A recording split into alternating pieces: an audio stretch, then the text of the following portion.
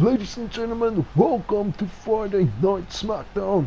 For those of you who missed Monday Night Raw, this is the last Smackdown before the draft, which will take place on next week, Monday.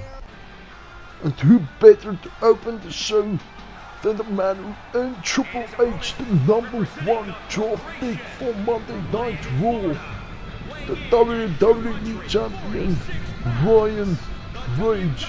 He defeated Bobby Lashley in the main event of the Raw after WrestleMania and earned Triple H the #1 draft pick in the process.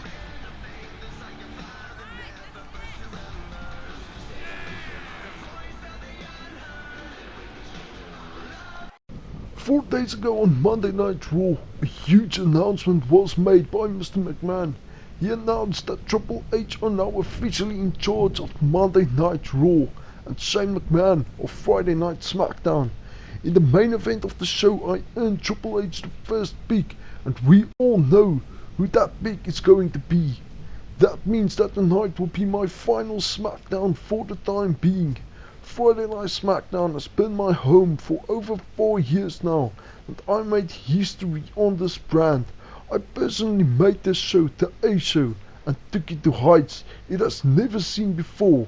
So tonight will be the last time Friday Night Smackdown beats Raw in the ratings, so enjoy it while it lasts. Look at this, ladies and gentlemen, it is the Viper, Randy Orton. He had a significant influence on the career of Ryan Rage on SmackDown. This whole promo you just cut took me back to the time I was the rookie killer. You remember, Triple H wanted me to knock your head off and wanted to pay me for it. I decided not to do it, and the two of us ran this place. It was the reason you captured your first championship on the main roster. Little did I know that the decision not to kick your head in would be the worst decision of my career. You took the Intercontinental Championship and my Money in the Bank briefcase from me and used it to cash in on me in the main event of WrestleMania 31. You want to kick your head in even more. With the draft coming up, we don't know if we will end up on the same brand again, so I have no idea when I will be able to kick your head in. Why don't you face me one last time for old time's sake right here tonight? Good times, man. Good times. You know, Randy, I've done a lot, and I do mean a lot on this brand. But I have to say, kicking your ass and taking everything you out there from you was one of my favorite moments of all time. Kicking your ass one last time right here tonight on SmackDown would be the perfect farewell present. You're on. Well, ladies and gentlemen, a huge match in tonight's main event. Two arch rivals, Ryan Rage and Randy Orton, will battle it out one last time. They don't know if they'll end up on the same brand in the draft that's taking place on Monday Night Raw. So Randy Orton came out for revenge one last time. This might be his last shot ever. We don't know if he and Ryan Rage will ever be on the same brand again. Let me quickly run you guys through the history of Randy Orton and Ryan Rage. Ryan Rage debuted on SmackDown, and he took out tons of superstars, the likes of Rey Mysterio and Finn Balor. So Triple H had to take matters into his own hands, and he promised Randy Orton, who was the rookie killer at the time, he took out rookies by punt kicking them. He promised Randy Orton that if he do that to Ryan Rage and take Ryan Rage out, he will give him a big financial boost. Randy Orton defeated Ryan Rage in a huge match by reversing a shooting star press into an RKO. He pinned Ryan Rage and then lined him up for a punt kick to take him out. But instead of punting him, he shook his hand and the two formed a dangerous alliance. Shortly after, Orton assisted Rage to defeat John Cena for the United States Championship. Orton also defeated Styles and captured the WWE Championship. With Ryan Rage and Randy Orton held the United States Championship and the WWE Championship respectively. That was until John Cena and Finn Balor formed the NWO. They of course defeated Randy Orton, Brian Rage and Buzz, Rage's best friend, in a Hell in a Cell match, an Armageddon tag match.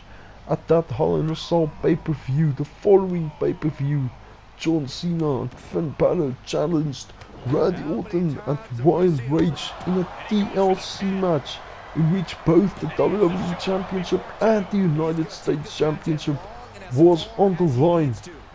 John Cena and Balor captured the championship as they won the match. The following pay-per-view was none other than Survivor Series, where Team Rage consisted out of Randy Orton, Brian Rage, Damian Aldo and Buzz. They faced the NWO, consisting out of John Cena, Daniel Bryan, Braun Strowman and Finn Balor. Brian Rage and Buzz was left 2-on-1 against John Cena, but Rage decided to betray his best friend Buzz and hand the victory to the NWO. He shook the hand of John Cena and joined the NWO. Buzz of course came back and that following Royal Rumble to eliminate Brian Rage. And the two had a classic match at WrestleMania, which Brian Rage won, and it forced Buzz to join the NWO. Rage then made Warner's life a living hell until he finally defeated Brian at SummerSlam of that year in a 3 stages of hell match. What a classic match that was. Following year, Brian Rage captured the Money in the Bank briefcase with the help of Buzz. He of course then cashed that briefcase in by betraying John Cena at Survivor Series, same pay-per-view where he betrayed his team the prior year to join John Cena's team. Rage lost that WWE Championship in the Elimination Chamber when Undertaker costed him the match. Rage then went on to defeat the Streak at WrestleMania 30, and after that he turned his attentions back to the WWE Championship. But for 3 pay-per-views in a row he was screwed out of championship match.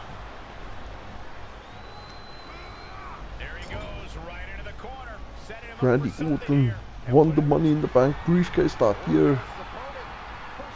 And Orton came out with his Intercontinental Championship and told Brian Rage he hasn't forgotten what Rage did at Survivor Series a couple of years ago.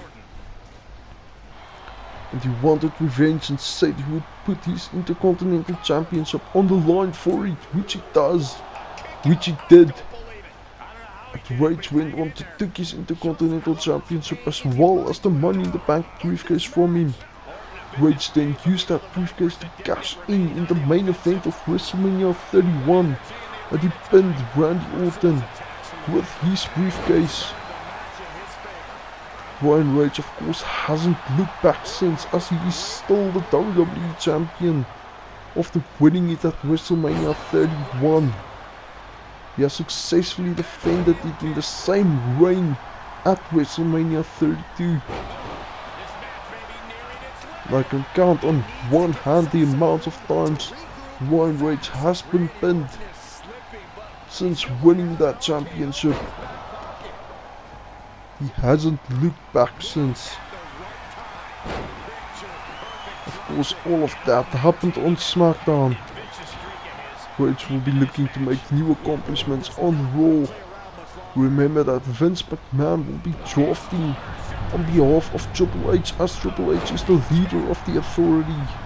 And Vince believes that can lead to him being biased, but we all know Triple H will convince Vince to draft the Authority.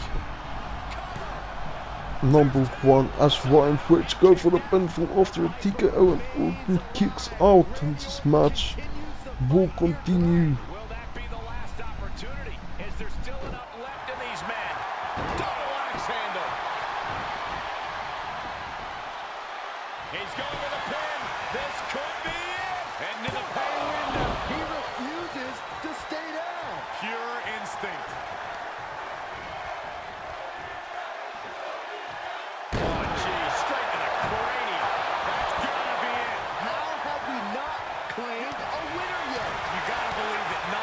feel the agony of defeat is causing this never surrender attitude. Each superstar trying to stay a step. Rage now looking for another TKO, which connects. Will that put Orton away? It does. Ryan Rage has defeated Randy Orton again. Was this Ryan Rage's last match on Smackdown? We'll have to wait and see until the draft takes place on Monday. Don't miss it, ladies and gentlemen. It's going to be epic. I'll see you all there.